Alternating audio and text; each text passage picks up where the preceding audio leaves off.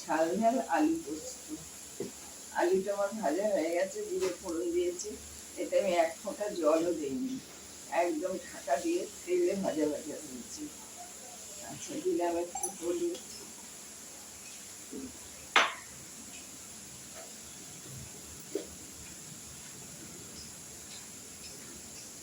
যেহেতু ঝাল ঝাল করবো সেই জন্য একটু গুঁড়ো লঙ্কাও দিলাম আমি।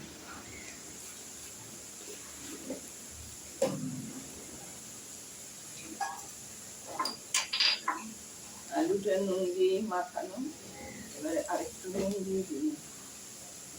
এইবার আমি এর মধ্যে আমার ছখানা পাকা পাকা লঙ্কা দিয়ে বাটা আছে। একটু ঝাল ঝাল করবো বলে আমি এইরকম করেছি।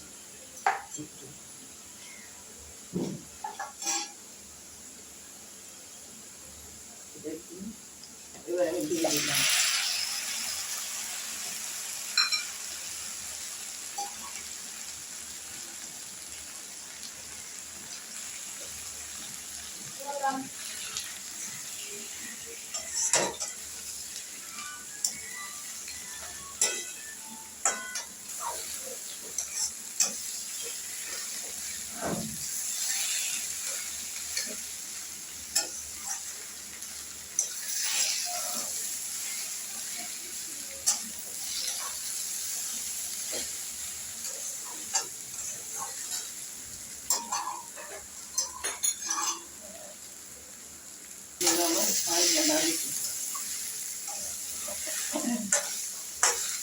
ভালো লাগলে লাইক করুন, শেয়ার করুন, আমার পাশে থাকুন।